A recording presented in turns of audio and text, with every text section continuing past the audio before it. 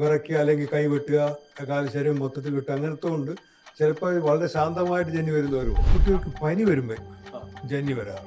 അവർക്ക് നമ്മൾ പനി കൂടാതെ നോക്കണം. കാരണം പനി ഒരു പ്രത്യേക ടെമ്പറേച്ചർ കൂടിക്കഴിഞ്ഞാൽ അവർ ജന്നി വരാം. ജന്നി സാധ്യതയുള്ളൂ. എല്ലാവർക്കും അല്ല, ചില നമ്മൾ നമ്മുടെ പ്രയോഗങ്ങൾ കണ്ണിൽ കാണുന്നത് ഇരുമ്പൊന്നും എടുത്ത് കൊടുക്കണ്ട. ഇത് കേരളത്തിലും മാത്രം ഇരുമ്പ് കൊടുക്കും. അമേരിക്കയിലും ജന്നി വരുന്നുണ്ട്, ഓസ്ട്രേലിയൻ ജന്നി വന്നു. അവിടെ നിന്ന് താക്കോലില്ലല്ലോ. ഇയാൾ താഴെ കിടക്കാന്ന് തോന്നുന്നു. ഞാൻ നോക്കുമ്പോൾ ഇങ്ങനെ നാക്ക് പുറത്തിരിക്കും. MBBS ഫസ്റ്റ് ഇയർ പഠിക്കുന്നു.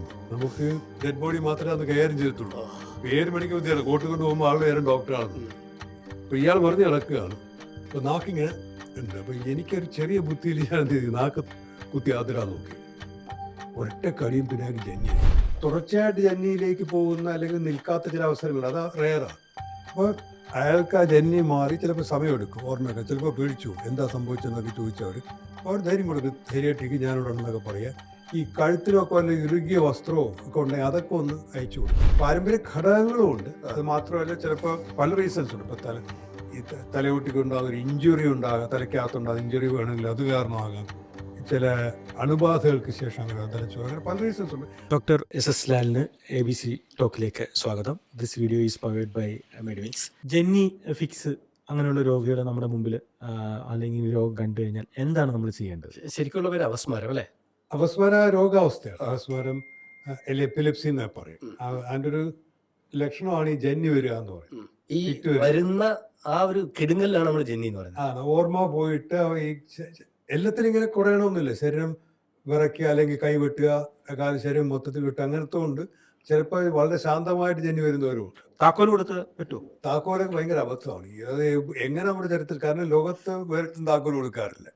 ഈ താക്കോൽ കൊടുത്തില്ലെങ്കിൽ ജന്നി 2-3 മിനിറ്റിനകത്ത്. അല്ല ഡോക്ടർ, ഈ ജന്നിയെ പറ്റി ഞാൻ അല്ലെങ്കിൽ നാട്ടറിവ് ഞങ്ങളൊക്കെ മനസ്സിലാക്കിയിട്ടുള്ള ഒരു കാര്യം പറയട്ടെ. അതായത് ജന്നി വന്നാൽ ഒരു ഇരുമ്പിന്റെ പീസ് എടുത്ത് കയ്യിൽ പിടിപ്പിച്ചാൽ ഒരു 2-3 മിനിറ്റ് കൊണ്ട് ഇത് മാറും. അങ്ങനെ മാറി കാണാറുണ്ട്. ഇല്ല, പിടിപ്പിച്ചില്ലെങ്കിലും മാറും. അതാണ് എന്റെ പ്രത്യേകത. ഇപ്പൊ ജലദോഷത്തെ കാര്യം പറഞ്ഞു നടക്കണം. മരുന്ന് കൊടുത്താൽ ഒരാഴ്ച, മരുന്ന് കൊടുത്തില്ലെങ്കിൽ 7 ദിവസം. അപ്പൊ ഈ ഇരുമ്പിന്റെ താക്കോൽ പിടിപ്പിച്ചില്ല, ഒന്നും കൊടുക്കരുത്. ഞാൻ അതിലേക്ക് വരാം. ഈ ഇതുപോലൊരു ഇരുമ്പ് സാധനം കൊടുത്തിട്ട് ഒരു രോഗിക്ക്, അയാൾക്ക് ഇഞ്ചുറി ഉണ്ടായി പണ്ട് മെന്റൽ ഹോസ്പിറ്റലിൽ വർക്ക് ചെയ്യുമ്പോഴത്തേക്ക് അടുത്ത് നിന്നവനും കിട്ടിക്കുത്ത്. ഈ സാധനം കൈ കിട്ടുന്നതൊക്കെ എടുത്ത് കൊടുത്തുപോയി. ഒന്നും വേണ്ട. അത് മാത്രമല്ല, ഒരാളുടെ ജന്നി വന്നിട്ട് അയാളുടെ ജന്നി ആദ്യമായിട്ട് കണ്ടിട്ട് കൂടെ ഉള്ള അത് പിടിച്ചു നിർത്താൻ നോക്കി. ഭയങ്കര ശക്തിയിലാണ് വെട്ടുന്നത്. പിടിക്കാൻ നോക്കി കയ്യിൽ ഫ്രാക്ചർ ആക്കി. അപ്പൊ ഇതൊന്നും ചെയ്യരുത്. ജന്നി വന്നു കഴിഞ്ഞാൽ നമ്മളെന്ന് പറഞ്ഞു കഴിഞ്ഞാൽ ചിലപ്പോൾ ആദ്യമായിട്ട് വരുന്നതായിരിക്കും, ചിലപ്പോൾ ഇടയ്ക്കിടയ്ക്ക് ജന്നി വരുന്നതായിരിക്കും. മരുന്ന് കഴിച്ചുകൊണ്ടെങ്കിൽ മരുന്ന് മുടക്കുക, അങ്ങനെയൊക്കെ. നമ്മൾ പ്രത്യേകിച്ചൊന്നും ചെയ്യാനില്ല. ഈ ആള് കിടക്കുന്നത് വെള്ളത്തിലോ അല്ലെങ്കിൽ തീയുടെ അടുത്തൊക്കെ ആണെങ്കിൽ ഒന്ന് മാറ്റി കിടത്താം. അല്ലെങ്കിൽ ആ ജന്നി നമ്മൾ നോക്കി നിന്നാൽ മതി.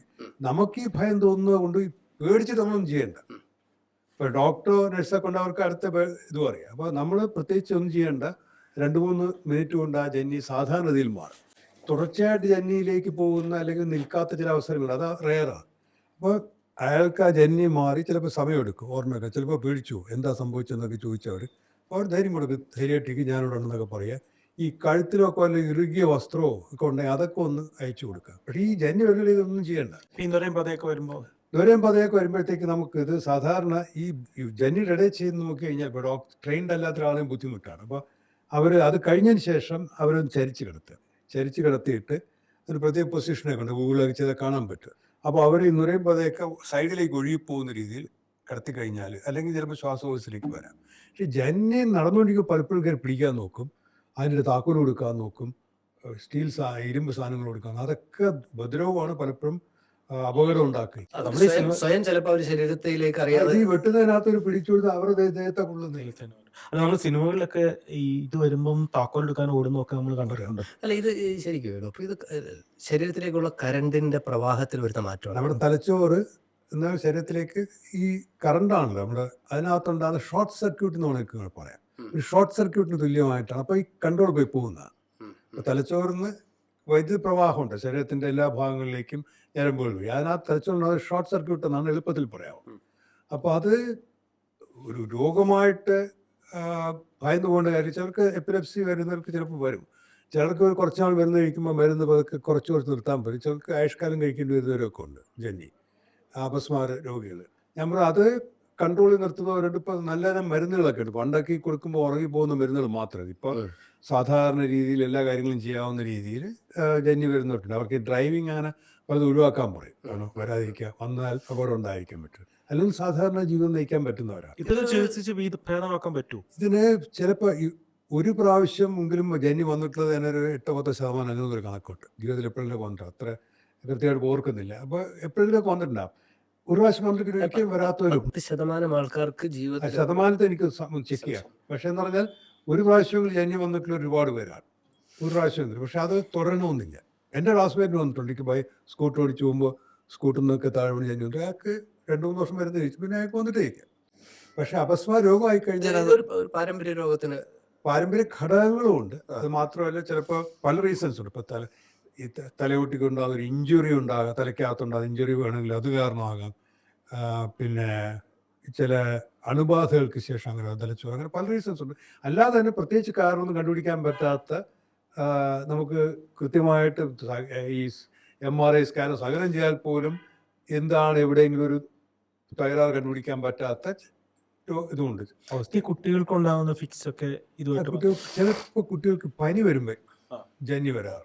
അവർക്ക് നമ്മൾ പനി കൂടാതെ നോക്കണം. കാരണം പനി ഒരു പ്രത്യേക ടെമ്പറേച്ചർ കൂടിക്കഴിഞ്ഞാൽ അവർ ജന്നി സാധ്യതയുള്ളൂ. എല്ലാവർക്കും അല്ല, ചില കുട്ടികൾക്ക്. അപ്പോൾ നമ്മൾ പനി കൂടാതിരിക്കുകയാണ് നോക്കട്ടെ. അതിന് മരുന്ന് കൊടുക്കുക, ശരീരം തണുപ്പിക്കുക, അത്തരം കാര്യങ്ങളാണ്. പിന്നെ അത് വന്നു കഴിഞ്ഞാൽ കൃത്യമായിട്ട് കുട്ടിയെ പീഡിയാട്രീഷ്യനെ കാണിക്കുകയും ചിലപ്പോൾ ജന്നിയുടെ മരുന്നുകൾ കുറച്ച് നാളത്തെ കൊടുക്കുകയൊക്കെ വേണ്ടിയത് വരാതിരിക്കുക എന്നുള്ളതാണ്. ഈ രോഗിക്കുണ്ടാകുന്ന പ്രശ്നത്തെക്കാൾ നമ്മൾ കണ്ടിരിക്കുന്നത് പേടിച്ചു, അതാണ് ഈ പറ്റി പോകുന്നത്.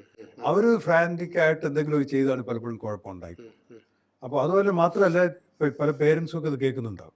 കുട്ടിക്ക് ഒരിക്കൽ ജന്മം വന്നു കഴിഞ്ഞാൽ ഇവർ ഭയങ്കര ഓവർ പ്രൊട്ടക്റ്റീവ് ആവും. അങ്ങോട്ട് പോകാൻ സമ്മതിക്കില്ല, ഇങ്ങോട്ട് സമ്മതിക്കില്ല. ശ്രദ്ധ വേണം, പക്ഷേ ഇയാളുടെ വ്യക്തിത്വത്തെ ഒരുപാട് ബാധിക്കും. ഇയാളുടെ കോൺഫിഡൻസ് പോയി. അതൊരു വിഷമാവസ്ഥയാണ്. ഒരു കുട്ടിക്ക് ജന്മം വന്നു കഴിഞ്ഞാൽ പേരൻസിനെ സംബന്ധിച്ചും കുട്ടിയെ സംബന്ധിച്ചിടത്തൊക്കെ പ്രശ്നം തന്നെയാണ്. പക്ഷേ അത് ഡോക്ടറുമായിട്ട് കൺസൾട്ട് ചെയ്ത് കൃത്യമായി മരുന്ന് കഴിക്കാം. മരുന്ന് കഴിക്കണം എന്ന് പറഞ്ഞ് ചിലപ്പോൾ 2-3 വർഷം വരെയൊക്കെ ചിലപ്പോൾ കഴിപ്പിക്കാറ്.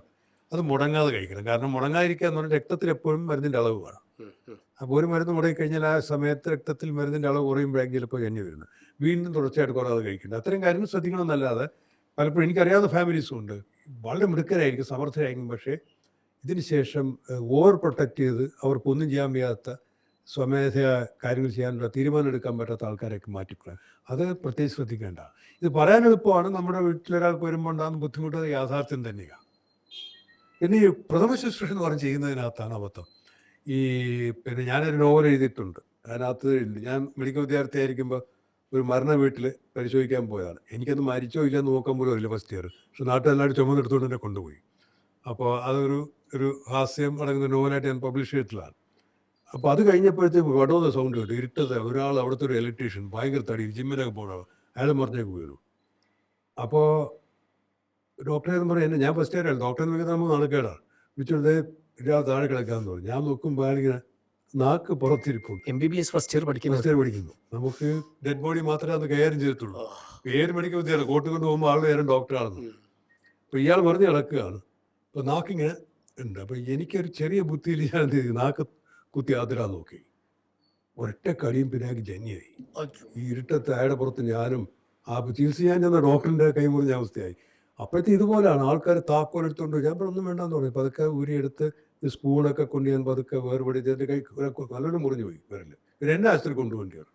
അപ്പോൾ അത് മെഡിക്കൽ വിദ്യാർത്ഥിയായാലും വിഷയം അറിയില്ലെങ്കിൽ ഞാനത് ചെയ്തുകൂടായിരുന്നു. ആദ്യ രോഗി പരിചരണം അങ്ങനെയാണ്. ഇയാൾ നാക്ക് മുറിഞ്ഞു വരുമ്പോൾ ഞാൻ കൊണ്ട് വരലിട്ട് എൻ്റെ പേരിലാത്തായി. അപ്പം ഇത്തരം അപകടങ്ങൾ സംഭവിക്കും. അപ്പോൾ ഇതാണ് പലപ്പോഴും കണ്ടു നിൽക്കുന്നവരും. പിന്നെ ഈ കൈയൊക്കെ പിടിച്ചു കഴിഞ്ഞാൽ അവർക്കൊടിവുണ്ടാകാം. പിന്നെ ഈ വിളിച്ചുണർത്താൻ നോക്കും. അവർക്ക് സാവകാശം കൊടുക്കുക. അവർ പതുക്കെ ഉണർന്ന് വരും. ഉണർന്ന് പറഞ്ഞാൽ അതിൽ ഭക്ഷണം വെള്ളം കൊടുക്കാൻ നോക്കും. അത് ചിലപ്പോൾ അപകടം പറ്റാം. ചിലപ്പോൾ തുടർജന്യം ഉണ്ടാകുകയോ മയങ്ങി വീഴുകയൊക്കെ ചെയ്ത് കഴിഞ്ഞാൽ ചിലപ്പോൾ ഇത് ശ്വാസകോശ കൊടുത്ത ഭക്ഷണവും വെള്ളമൊക്കെ ശ്വാസകോശത്തിലേക്ക് പോകും. അപ്പം നമ്മൾ ഇടപെടാതിരിക്കുന്നതാണ്, നമ്മൾ പറയില്ലേ കൊച്ചാപ്പ അനവരം എന്ന് പറയുന്ന പോലത്തെ ഒരു വിഷയമാണ്. ഇടപെടാതിരിക്കുമ്പോഴായിരിക്കും പലപ്പോഴും നമുക്ക്. പിന്നെ അടിയന്തര സഹായം ചിലപ്പോൾ അവിടെ അടുത്ത ഡോക്ടർമാരെ, നഴ്സുമാരൊക്കെ ഉണ്ടാവും. അവരെയൊക്കെ ഒന്ന് അറിയിക്കുക. അല്ലെങ്കിൽ കുഞ്ഞൊക്കെ ആണെങ്കിൽ ഡോക്ടറെ കാണിക്കണം, ആശുപത്രി കാണിക്കണം. അപൂർവമായിട്ടാണ് തുടർജന്യം വരുന്നത്. അത് കുറച്ചുകൂടെ സീരിയസ് ആയിട്ട് അവസ്ഥയാണ്. അതിന് വേറെ എന്തെങ്കിലും റീസൺസ് ഉണ്ടാവും. അപ്പോൾ ഇതാണ്. അപ്പോൾ നമ്മുടെ പ്രയോഗങ്ങൾ കണ്ണിൽ കാണുന്നത് ഇരുമ്പൊന്നും എടുത്ത് കൊടുക്കണ്ട. ഇത് കേരളത്തിലും മാത്രം ഇരുമ്പ് കൊടുക്കും. അമേരിക്കയിലും ജന്നി വരുന്നുണ്ട്. ഓസ്ട്രേലിയൻ ജന്നി ഒന്നും അവിടെ നിന്ന് താക്കോലില്ലല്ലോ. അപ്പോൾ അത് നമ്മുടേതായ എന്തോ ഒരു സമയത്ത് നമ്മൾ തെറ്റിദ്ധരിച്ചു പോയതാണ്. വെറുതെ സ്വതന്ത്രമായി അവർ വരിക. ഈ താക്കോല് കൊടുക്കരുത് എന്ന് ഡോക്ടർ പറയുമ്പോഴും ശരീരത്തിൽ എവിടെയോ ഒരു എന്താ പറയാ കരണ്ട് കൈവിട്ടു പോകുന്ന അവസ്ഥയിൽ മനുഷ്യരിപ്പോഴും ഈ ഇരുമ്പ് കൊടുക്കുമ്പോൾ ഒരു എർത്തിങ് സംഭവിക്കുന്നു എന്ന് തെറ്റിദ്ധരിക്കുന്നു. തെറ്റിദ്ധരിച്ചാൽ അവർ എന്തോ വന്ന വിശ്വാസം. ഞാൻ പറഞ്ഞത് വേറെ രാജ്യത്ത് ഇത് കൊടുക്കുന്നില്ല. നമുക്ക് മാത്രം ഈ താക്കോൽ കൊടുത്താൽ തീരുന്ന ജന്നി കേരളത്തിൽ മാത്രം നമുക്ക് പറയാൻ പറ്റും. ഇത് ആളെ കുറ്റം പറയാൻ പറ്റും. ഈ ഞാൻ കാണാറുണ്ട് ആശുപത്രിയിലായാലും നമ്മൾ ഡോക്ടർമാർ നിൽക്കുമ്പോൾ പോയി ചില കൈകാര്യം ചെയ്യും. മനുഷ്യരുടെ സ്നേഹം കൊണ്ടാണ്. ചിലപ്പോൾ ഒരു പരിചയമില്ലാത്ത ഒരാളായിരിക്കും, ചിലപ്പോൾ ബന്ധുവായിരിക്കും. ഒരാൾക്ക് ജന്നി വരുമ്പോൾ മറ്റൊരാളെ വിഷമിച്ചിട്ട് പേടിച്ചിട്ട് സഹായിക്കാൻ ചെയ്യുന്നതാണ് അബദ്ധത്തിലായിപ്പോകുന്നത്. അപ്പോൾ ഞാൻ പറഞ്ഞത് നമ്മൾ പേടിക്കണ്ട. പിന്നെ ഇത് ജന്നി വന്ന ആൾ എഴുന്നേറ്റ് കൂടായിട്ട് പോയി കണ്ടവും പേടിച്ച് ആശുപത്രിയായി പോയി പോവാം, പേടിച്ച് വിട്ട്. മറ്റേ ആൾക്ക് ഇടയ്ക്കിടെ വരുന്ന അയാൾ പറഞ്ഞാൽ ഇതെനിക്കൊരു പറഞ്ഞു അയാളെ കൂട്ടി പോയി, ഇത് കണ്ടുപോകാൻ ആശുപത്രിയായി പോയി. അപ്പോൾ അത്തരം സാഹചര്യങ്ങളുണ്ട്. അപ്പോൾ നമ്മൾ ഭയന്നു പോകണ്ട. ഇതൊരു തലച്ചോറിലൊരു ഷോർട്ട് സർക്യൂട്ടാണ്. അത് പരിഹരിക്കാനുള്ള മരുന്നുകൾ, മെച്ചപ്പെട്ട മരുന്നുകളുണ്ട്. അതും ഇതാണ്. നമ്മളിപ്പോൾ ഈ ഇത്തരം കാര്യങ്ങൾക്ക് അറിയാതെ നാട്ടു ചികിത്സയിലും മന്ത്രവാദത്തിലൊന്നും പോകരുത്. അതിനൊന്നും ആവശ്യമില്ല. കൃത്യമായിട്ടിത് സാധാരണ ജീവിതം നയിക്കുന്ന ഡോക്ടർമാരെപ്പോഴുണ്ട്. അപസ്മാര രോഗമുള്ളവർ അവർ കൃത്യമായിട്ട് മരുന്ന് കഴിച്ചിട്ട് അവർ നോർമൽ ജീവൻ നയിക്കുന്നുണ്ട്. ചില കാര്യത്തിൽ മാത്രം അവരുടെ ചില റെസ്ട്രിക്ഷൻസ് പറയും. കുറേ നാളത്തേക്ക് ജന്നി വരുന്നതിന് ഉറപ്പ് വന്നാൽ മാത്രമേ വാഹനം ഓടിക്കുക, അത്തരം കാര്യങ്ങളിൽ ഉതവും. അല്ലെങ്കിൽ ഭയന്നുകൊണ്ട് അസുഖമല്ല. ശരി doctor, thank you. This video is powered by Medmix. Thank you.